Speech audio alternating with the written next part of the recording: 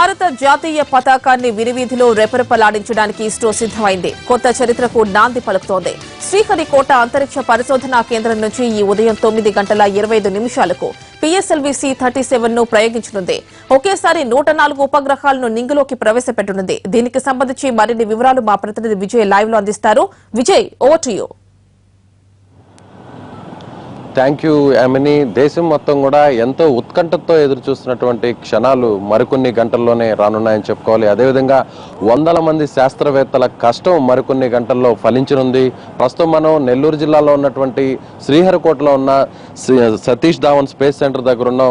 మరికొన్ని గంటల్లో ప్రారంభమైనటువంటి PSLV C-37 ప్రయోగం విజయవంతం కావాలన్నట్టు శాస్త్రవేత్తలతో పాటు మొత్తం జిల్లా ప్రజలు అదేవిధంగా యావత్ దేశం అంతా కూడా ఎంతో ఉత్కంఠతో ఎంతో ఆశతో అంతా కూడా ఇటు శ్రీహరికోట వైపు చూస్తుందని చెప్పి మనం చెప్పుకోవచ్చు.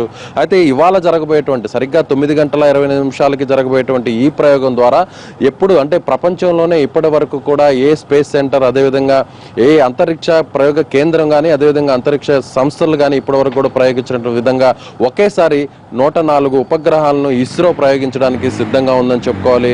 ముఖ్యంగా మన దేశానికి సంబంధించినటువంటి 3 శాటిలైట్లతో పాటు ఇతర దేశాలకు సంబంధించినటువంటి 101 శాటిలైట్లను ఈ చిన్న నానో ఉపగ్రహాలను ఈ రాకెట్ ద్వారా ప్రయోగించడానికి మొత్తం ఇస్రో అంతా కూడా సన్నద్ధంగా ఉంది. ఇప్పటికే ఇస్రో శాస్త్రవేత్తలు దీనికి సంబంధించినటువంటి అన్ని ఏర్పాట్లంతా కూడా పూర్తి చేయడం జరిగింది. ఇప్పటికే అటు కంట్రోల్ రూమ్ సెంటర్ నుంచి కూడా శాస్త్రవేత్తలు ఇక్కడి నుంచి చేరుకొని దానికి సంబంధించినటువంటి అన్ని ఏర్పాట్లు పూర్తి చేస్తున్నారు. అయితే సరిగ్గా 9:28 ప్రారంభమయ్యేటువంటి ఈ ప్రయోగం సరిగ్గా 28 నిమిషాల్లో పూర్తవుతుంది. ముందుగా 17 నిమిషాలకు మన దేశానికి సంబంధించినటువంటి ముఖ్యమైన శాటిలైట్ గా చెప్పుకున్నటువంటి కార్టోసాట్ 2D అనేటువంటి శాటిలైట్ ను ప్రయోగించిన తర్వాత అదేవిధంగా మన దేశానికి సంబంధించినటువంటి మరో 2 శాటిలైట్లను ఆ తర్వాత వెనువెంటనే ప్రయోగించబోతున్నారు.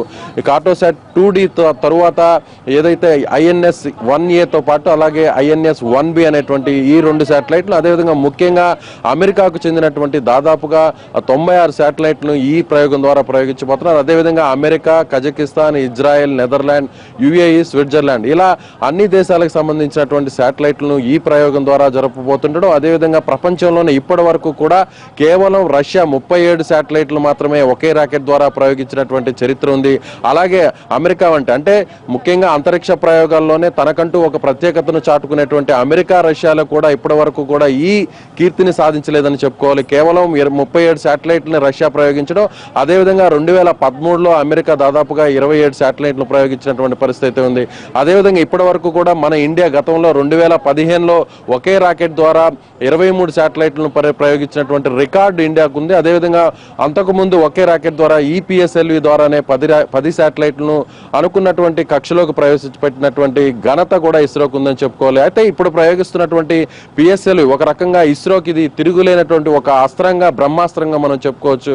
ఎందుకంటే ఇప్పటి వరకు కూడా జరిగినటువంటి దాదాపుగా 38 ప్రయోగాల్లో మొదటి ప్రయోగం మినహా మిగిలినటువంటి 37 ప్రయోగాలన్నీ కూడా సక్సెస్ఫుల్ గా ఏదైతే అనుకున్నటువంటి టార్గెట్ ను రీచ్ చేస్తూ ఇదంతా కూడా అనుకున్నటువంటి ఆర్బిట్ లో ఈ PSLV రాకెట్ ఉపగ్రహాలని కరెక్ట్ గా 100% సక్సెస్ఫుల్ రేట్ ను సాధించిందని చెప్పుకోవచ్చు. అయితే ఇప్పటి వరకు కూడా PSLV ద్వారా మనం మంగళయాన్ అదేవిధంగా చంద్రయాన్ తో పాటుగా అనేక ప్రతిష్టాత్మకమైనటువంటి శాటిలైట్లను ముఖ్యంగా వినువీధుల్లోకి తీసుకెళ్లినటువంటి రికార్డు PSLVకి ఉందని చెప్పుకోవాలి. మళ్ళీ అదే PSLV ఇప్పుడు దాదాపుగా అంటే ఏ ప్రపంచంలో ఏ దేశానికి సాధ్యం కానటువంటి రికార్డును మన దేశం ఇవాళ భారత అంతరిక్ష కేంద్రం నుంచి ముఖ్యంగా శ్రీహరికోట ప్రయోగ కేంద్రం నుంచి కూడా ఈ రికార్డుని ఈ ఫీట్ ని సాధించడం కోసం మొత్తం ఇస్రో శాస్త్రవేత్తలందరూ కూడా సిద్ధంగా ఉన్నారు. మరికొన్ని గంటల్లో 9:25 ప్రారంభమయ్యేటువంటి PSLV C-37 రాకెట్ ప్రయోగం కోసం దేశంలో ఉన్నటువంటి దాదాపుగా 100 కోట్ల మంది కూడా ప్రయోగం విజయవంతం కావాలని కోరుకుంటున్నారు.